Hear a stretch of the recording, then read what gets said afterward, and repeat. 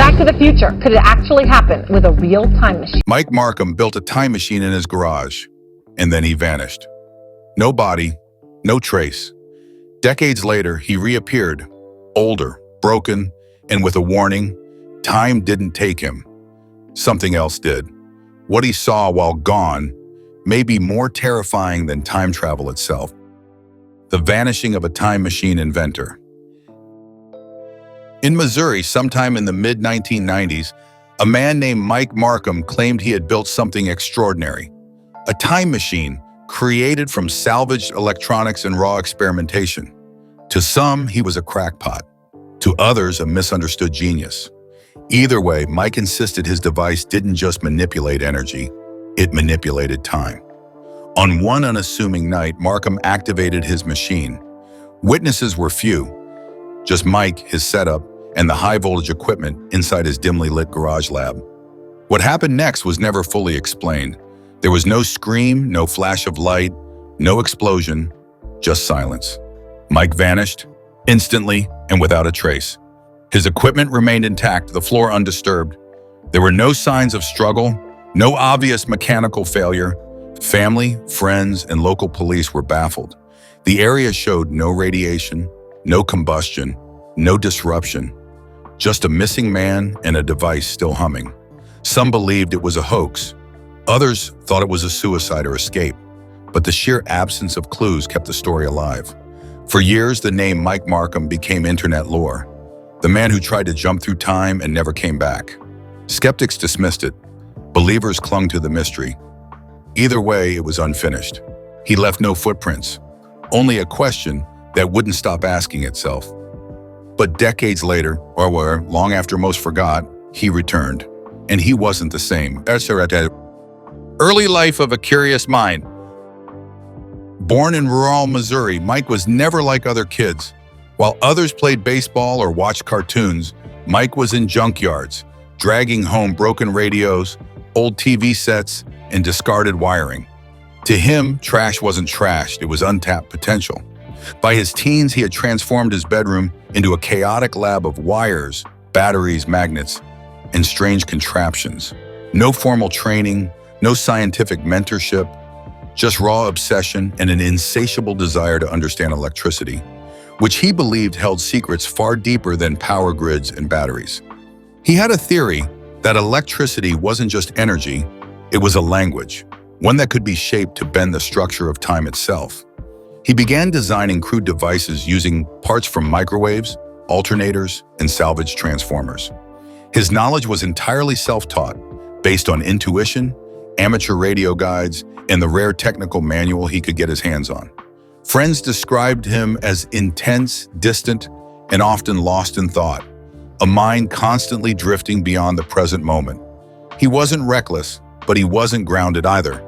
His reality was always buzzing with possibility. While we looked at clocks, Mike looked at currents. This childhood fixation, misunderstood by everyone around him, would eventually lead to something far more dangerous, a machine that would remove him from time altogether. The first strange experiment. Mike's first real breakthrough came with a device most people would find in a sci-fi movie, a Jacob's ladder built from high-voltage transformers pulled from discarded microwave ovens and power supplies. The device arced electricity in a vertical beam, beautiful, loud, and dangerous. But it wasn't the sparks that shocked him. It was what happened when he dropped small metal objects into the arc. They vanished, not incinerated, gone for fractions of a second, then bizarrely reappeared a few feet away, slightly scuffed but intact. To observers, it could have been misdirection. To Mike, it was something else entirely, a glitch in space or time.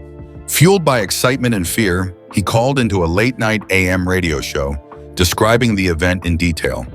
The host, intrigued by his calm and technical explanation, let him talk, and the lines lit up. Some listeners were fascinated, others horrified.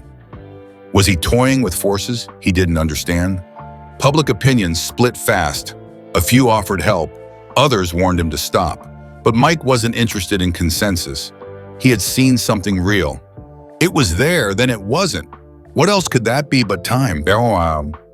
This moment marked a turning point. A small experiment had cracked the door open, and Mike would now spend every waking hour trying to force it wider. Escalation and obsession. The weeks that followed saw a clear shift in Mike's behavior. He began acquiring larger, more powerful transformers, some reportedly taken from abandoned power yards. His hunger for voltage grew. So did the danger.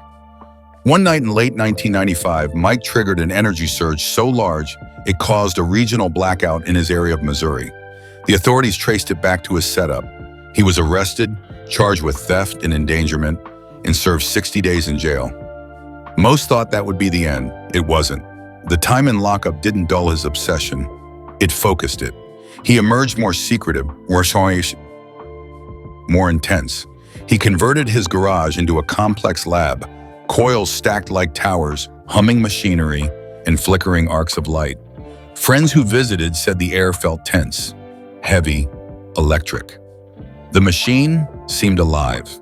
He spoke less, slept less, ate sparingly, his notebooks filled with equations, drawings, and looping calculations that only made sense to him.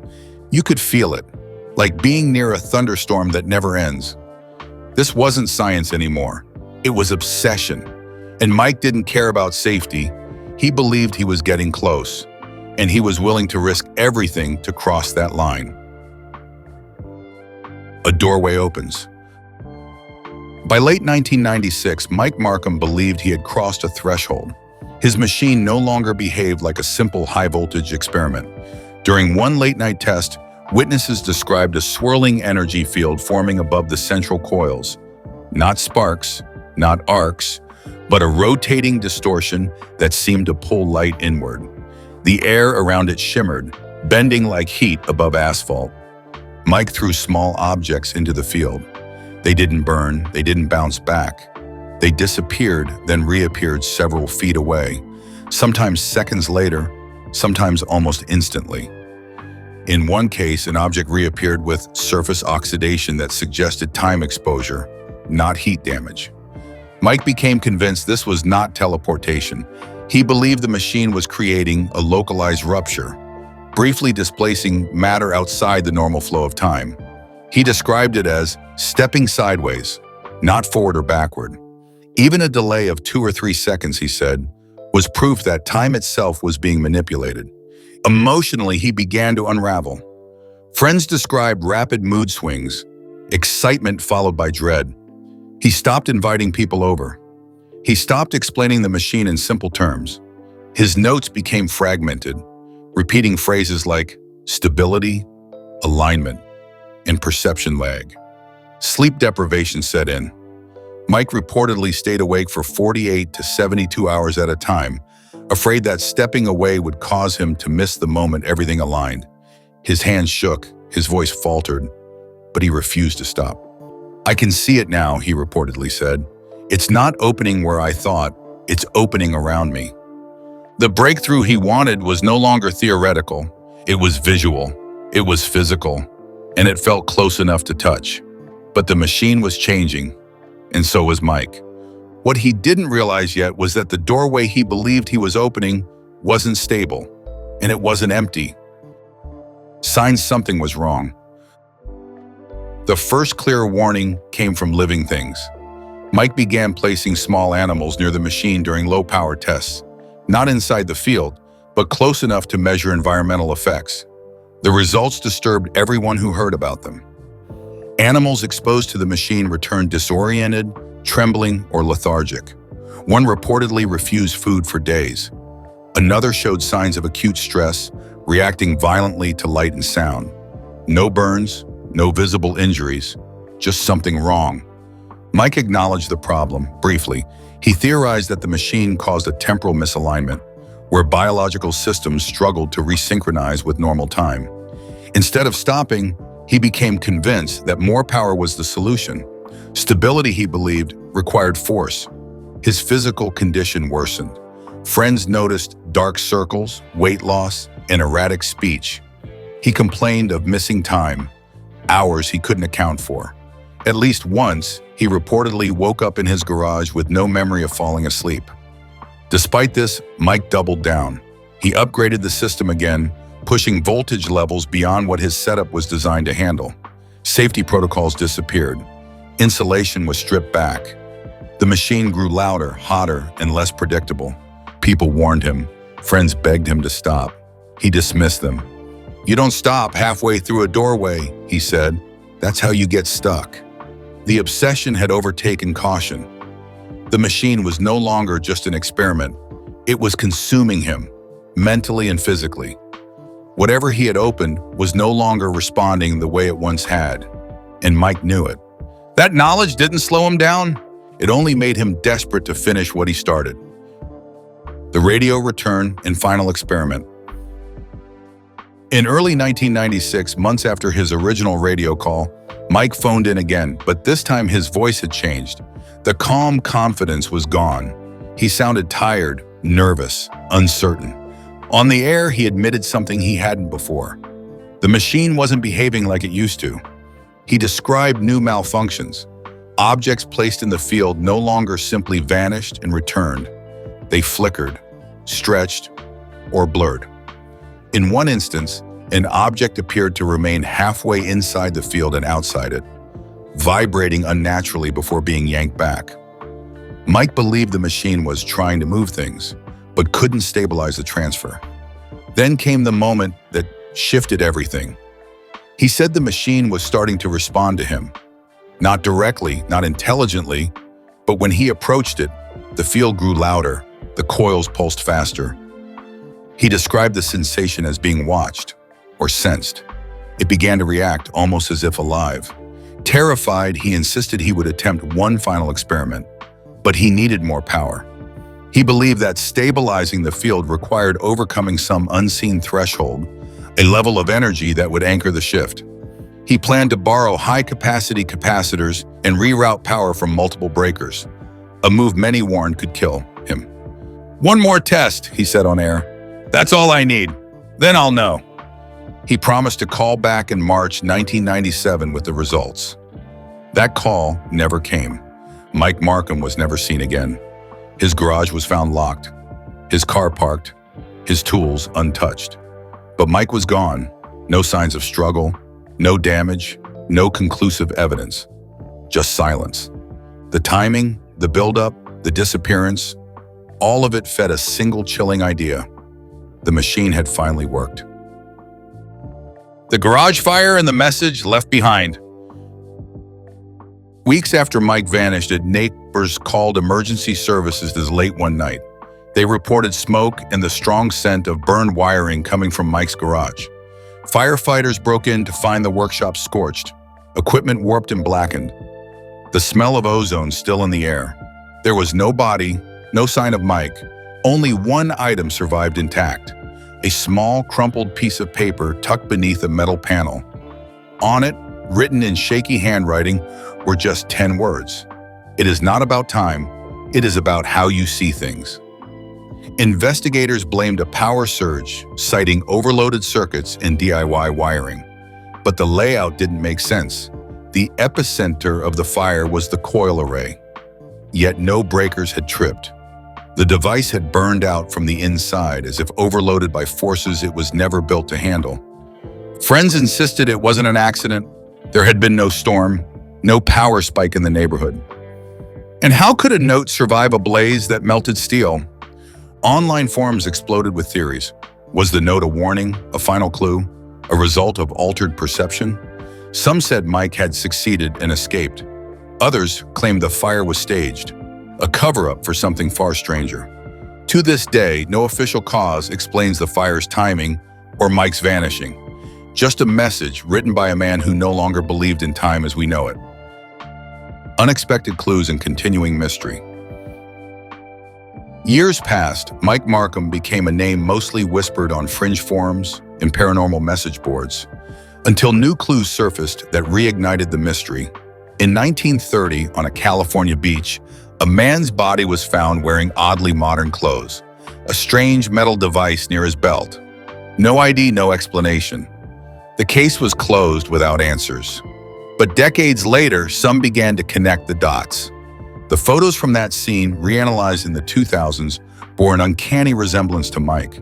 The device? Some speculated it was part of his early field stabilizer, a prototype never accounted for after his disappearance. Then in 2006, an anonymous email was sent to a physics graduate student in Hawaii containing detailed blueprints labeled Vortex Stabilization Frame. The sender's name? Simply Mike. The design showed coil configurations similar to those seen in Markham's 1990s garage photos, but far more advanced. In 2022, a farmhouse attic in Iowa offered the next break. While cleaning out an estate, a couple named Andrew and Melanie found a sealed metal box behind insulation. Inside, notebooks filled with chaotic writing, early sketches of time field generators, and a Polaroid photo showing a much older Mike standing next to a massive circular machine. The date scrawled on the back, June 21st, 2021. You can't stop the field. You can only step out of sync. Online communities exploded. For many, the photo was proof that Mike had never left, or that he was moving through our time differently, appearing where his machine allowed him to resurface. These fragments didn't explain everything, but they formed a chilling mosaic of a man who may have succeeded in opening a door we were never meant to find. Return, revelation, and terrifying truth. In late 2024, Mike Markham reappeared, older, gaunt, and distant. He arrived unannounced at the Iowa farmhouse, carrying only a canvas bag and a folder of hand-drawn diagrams. "It's not what you think," he said. "I didn't travel through time, I fell out of it." He explained that the machine hadn't moved his body through time, but had fractured his perception of it. His mind slipped loose from linear reality. Moments came out of order, days vanished, and entire years existed only as flickers. He remembered waking up in Oregon, dehydrated, with no sense of how much time had passed. Mike believed his machine had broken something fundamental. Not time itself, but the brain's tether out to it. He described visions of cities made of light, distorted voices, and being watched by something that lived behind the moments. He claimed others were there too, people who'd slipped like he had. "Time doesn't disappear," Mike said. "You do." After one final haunted conversation, he walked into the morning fog beyond the field and vanished once again. He hasn't been seen since. But his machine, drawn in his journals, glimpsed in an old Polaroid, may still be out there humming quietly, waiting. Mike vanished again. His machine remains missing, and his final message still echoes. Time doesn't disappear. You do.